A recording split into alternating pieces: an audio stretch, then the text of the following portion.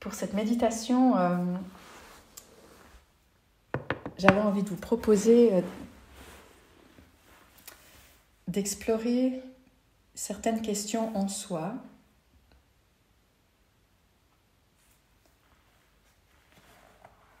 Et donc là, en fait, pour cette pratique-là, la posture n'a pas vraiment d'importance. Installez-vous confortablement. Pour être bien, ça peut être une posture d'assise stricte, mais ça peut être aussi beaucoup plus détendue. Vraiment que le corps ne soit pas une limite ou une distraction. Installez-vous bien.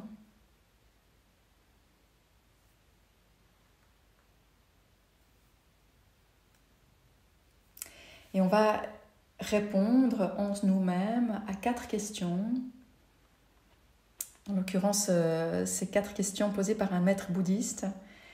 Peut-être ça se retrouve dans d'autres traditions.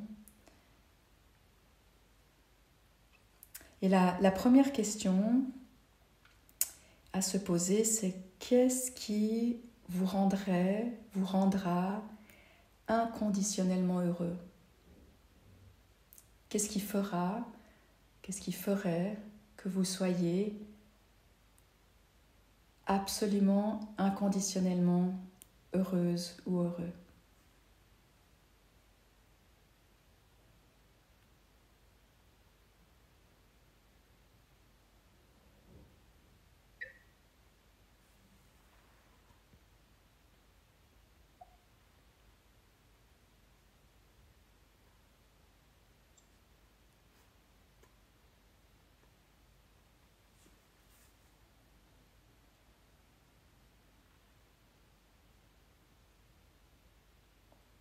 Laissez venir en soi. Il peut y avoir différentes réponses qui viennent.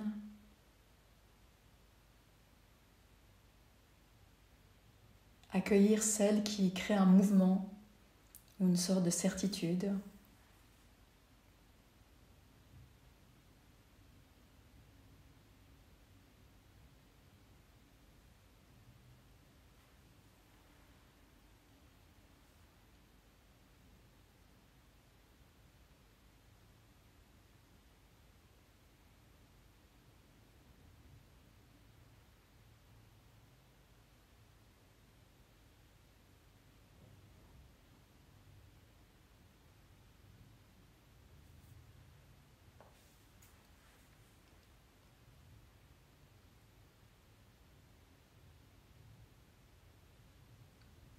La deuxième question, pour pouvoir atteindre cette être en vous. Oh là là. Bien. Pour pouvoir atteindre cet état de plénitude inconditionnelle, de quoi avez-vous besoin de manière extérieure ? De quoi avez-vous besoin dans votre vie extérieure, dans votre mode de vie, dans votre entourage ?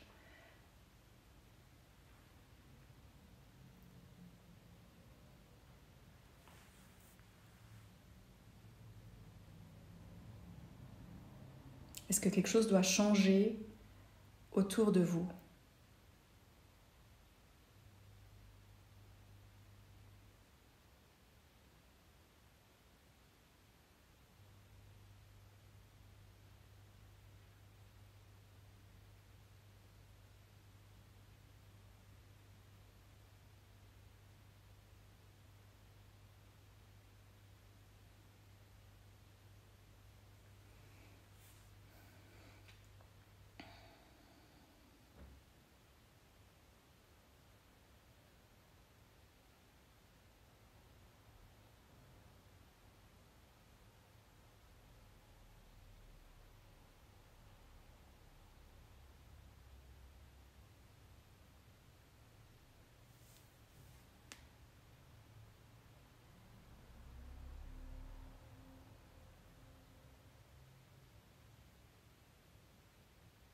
Troisième question, pour pouvoir arriver à cet état de plénitude constante, qu'est-ce qui doit changer en vous ?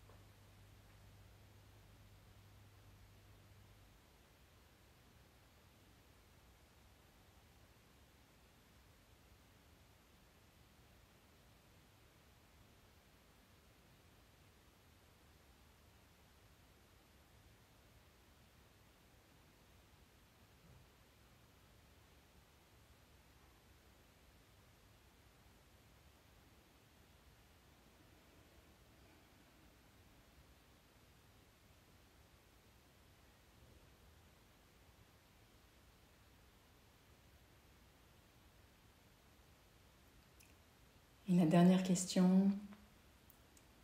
Et là, maintenant que vous avez atteint ce bonheur inconditionnel, cette plénitude constante, cette liberté absolue, demain, que faites-vous ?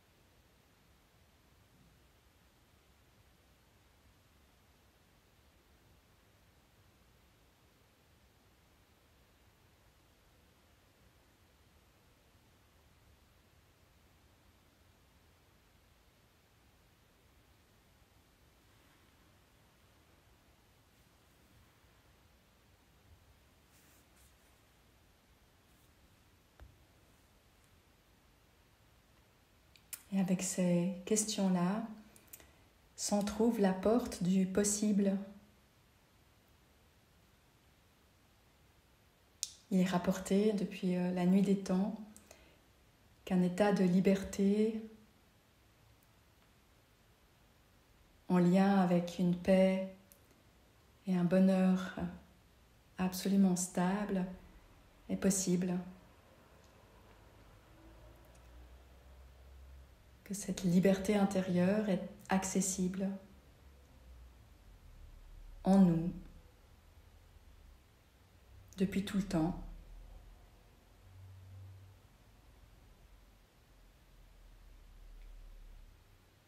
Comme une sorte de trésor recouvert par nos distractions, nos préoccupations, notre engagement dans un monde extérieur, et qu'il est possible de tourner notre attention vers ce joyau intérieur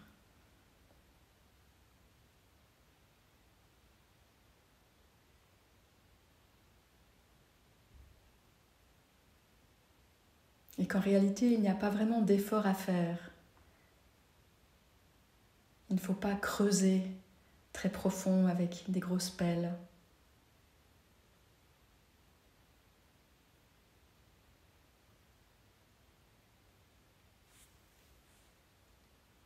Cette liberté intérieure n'est pas cachée,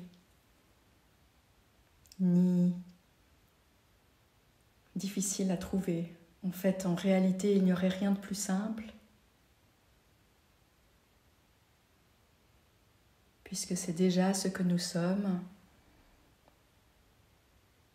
dans notre identité la plus première,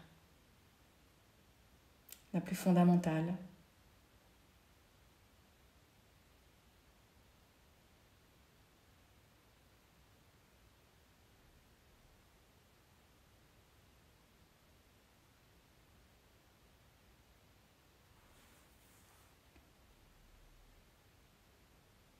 En réalité, c'est ce que nous recherchons tous. Nous cherchons tous à être heureux, en paix. Nous sommes tous dans cette quête de liberté intérieure.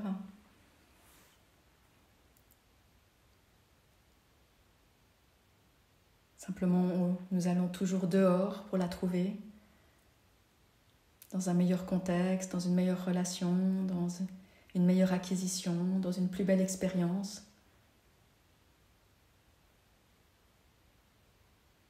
Mais ce qui est décrit encore et encore, c'est que c'est déjà là.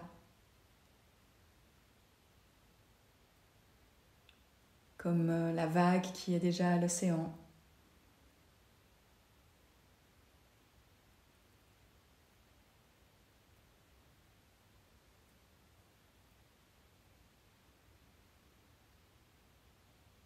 Mais là, dans cette première méditation, c'est de susciter l'envie de créer en nous, ou d'inviter en nous ce désir et de le rendre présent,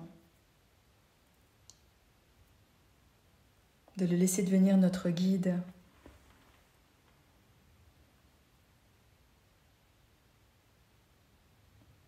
Lorsqu'on est dans une pièce noire, il y a l'envie de la lumière et donc on va chercher où se trouvent les allumettes. C'est cette envie-là, cette envie profonde de découvrir cette liberté qui est décrite unanimement avec des noms différents dans toutes les traditions et dont nous avons une intuition.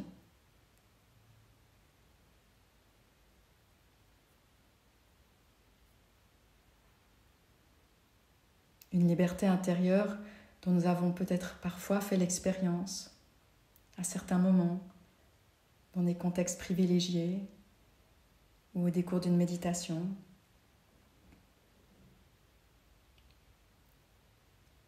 Mais tant que c'est dans un contexte, même méditatif, c'est que c'est une liberté encore limitée.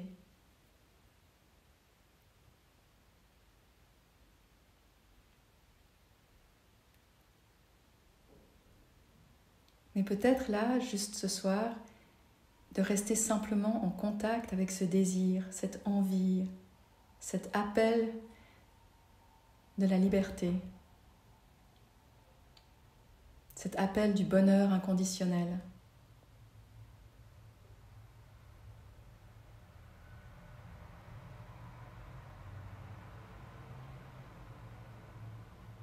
Ou autrement dit, ce désir de rentrer chez soi.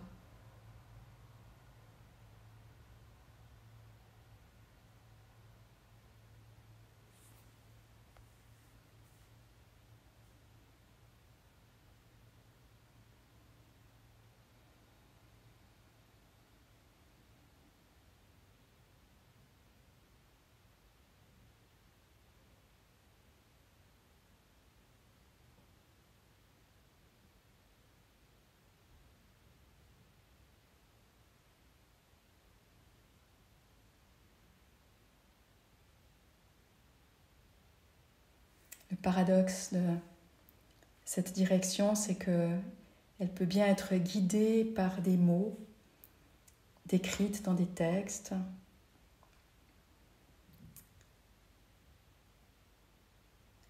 mais qu'elle sera en réalité toujours indescriptible. Les mots ne seront jamais assez grands ou petits pour pouvoir vraiment parler de cette manière d'être. La vague n'a pas le vocabulaire pour parler de l'océan. Elle ne peut parler qu'en termes de vagues, si elles sont plus hautes, plus petites, si elles vont plus vite qu'elle ou moins vite qu'elle, s'il y en a beaucoup.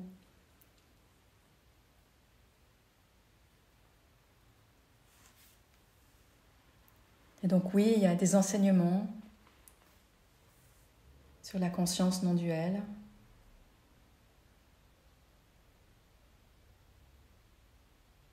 qui pointent,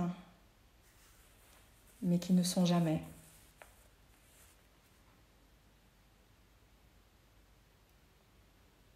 Et donc là, dans la méditation, aucune de vos pensées n'est utile. Ce n'est pas là que ça se passe. Ce n'est pas quelque chose à comprendre, ni à vouloir décrire.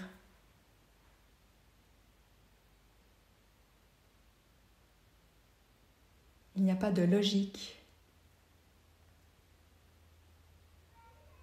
D'ailleurs, souvent, ces enseignements se contredisent.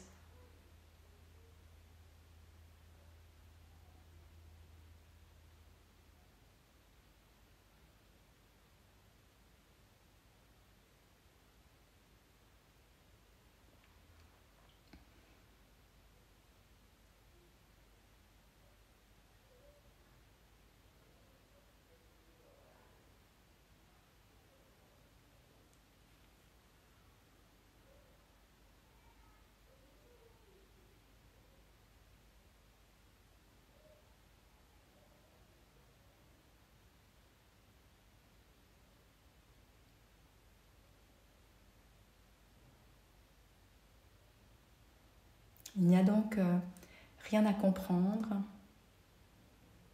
et nulle part où aller.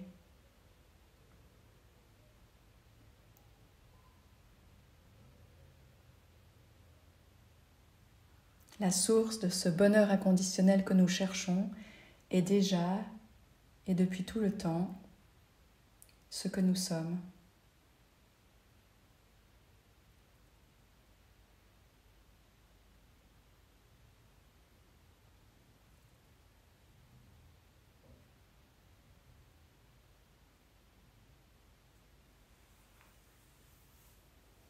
C'est saint Augustin qui disait qu'après avoir cherché Dieu partout, il l'a trouvé en lui, plus intime que l'intime, plus intime, plus proche de lui que sa propre veine jugulaire.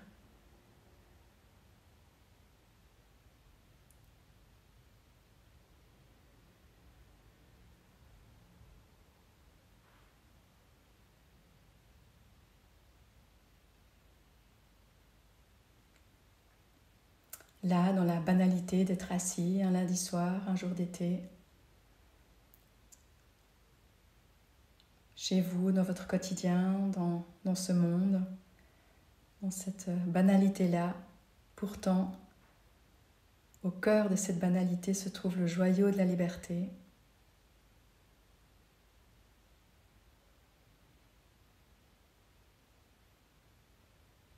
Qui est ce lieu où toutes les divisions se dissolvent. Il n'y a pas d'avant et après. Il n'y a pas de moi et toi ou eux. Il n'y a plus d'intérieur ou d'extérieur. Il n'y a plus non plus de vrai ou de faux.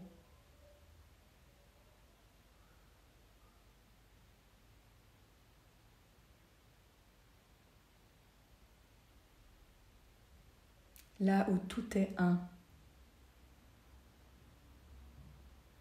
Là où tout est.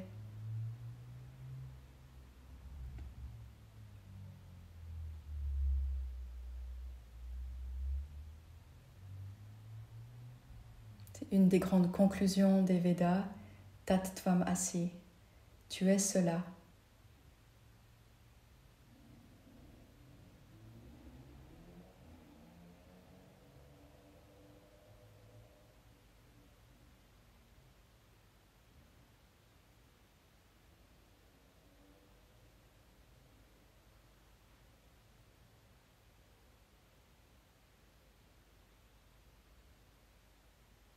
C'est aussi ce qui est murmuré dans l'oreille des personnes qui deviennent des sannyasis, des moines, des renonçantes. Une fois qu'ils ont brûlé leurs habits et abandonné leur nom et leur histoire, il leur est murmuré à l'oreille « Tat Tvam Asi, tu es cela ».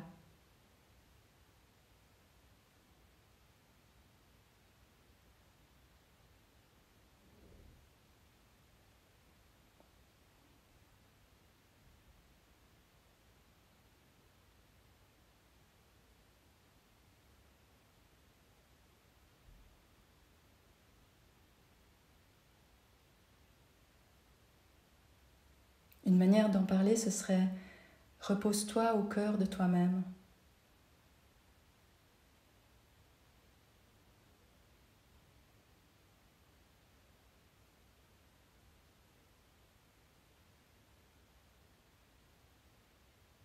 Là où tu es et où rien ne manque.